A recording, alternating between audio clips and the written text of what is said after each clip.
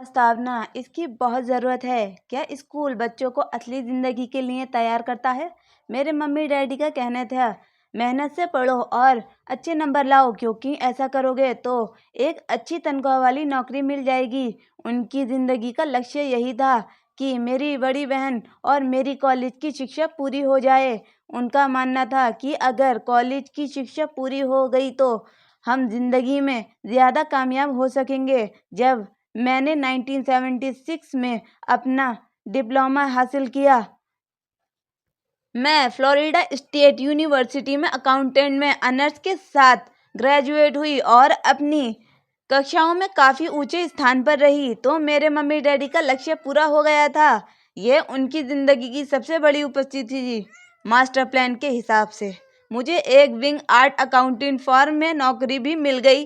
अब मुझे उम्मीद थी एक लंबे करियर और कम उम्र में रिटायरमेंट की।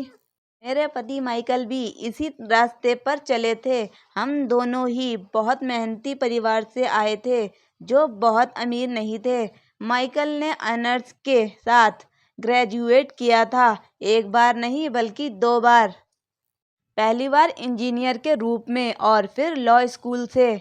उन्होंने जल्दी ही पेटेंट लॉ में विशेषज्ञता रखने वाली वाशिंगटन सीडी की एक मानी हुई लॉ फर्म में नौकरी मिल गई और इस तरह उनका भविष्य भी सुनहरा लग रहा था। उनके करियर का नक्शा साफ था और यह बात तय थी कि वह भी जल्दी ही रिटायर हो सकते हैं। हालांकि हम दोनों ही अपने करियर में सफल रहे, परंतु हम जो सोचते थे हमारे साथ ठीक वैसा ही नहीं हुआ। हमने कई बार नौकरियां बदली, हालांकि हर बार नौकरी बदलने के कारण सही थे, परंतु हमारे लिए किसी ने भी पेंशन योजना के निवेश नहीं किया। हमारे रिटायरमेंट फंड हमारे खुद के लगाए पैसों से ही बढ़ रहे हैं। हमारी शादी बहुत सफल रही और हमारे 3 बच्चे हैं। उनमें से 2 कॉलेज में हैं और तीसरा अभी हाई स्कूल में गया ही है। हमने अपने बच्चों को सबसे अच्छी शिक्षा दिलाने में बहुत सा पैसा लगाया है। 1996 में एक दिन मेरा बेटा स्कूल से घर लौटा। स्कूल से उसका मोह भंग हो गया था। वह पढ़ाई से ऊब चुका था। मैं उन विषयों को पढ़ने में इतना ज़्यादा समय क्यों बर्बाद करूं जो असली ज़िंदगी में मेरे कभी काम नहीं आएंगे? उसने विरोध किया। बिना सोच विचारे ही मैंने जवाब दिया, क्योंकि अगर तुम्हारे नंबर अच्छे नहीं आएंगे तो तुम कभी कॉलेज नहीं जा पाओगे, चाहे मैं कॉलेज जाऊं या ना जाऊं। उसने जवाब दिया, मैं अमीर बनकर दिखाऊंगा। अगर तुम कॉलेज से ग्रेजुएट नहीं हुए तो तुम्हें कोई अच्छी नौकरी नहीं मिलेगी। मैंने एक माँ की तरह चिंतित और आतंकित होकर कहा, बिना अच्छी नौकरी के तुम किस तरह अमीर बनने के सपने देख सकते हो? मेरे बेटे ने मुस्कुराकर अपने सिर को वॉरियर भरे अंदाज में हिलाया। हम यह चर्चा पहले भी कर चुके हैं।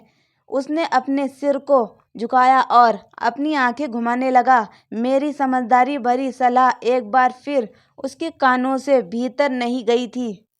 हालांकि वह स्मार्ट और प्रबल इच्छा शक्ति वाला युवक था, परंतु वह नम्र और शालीन भी था।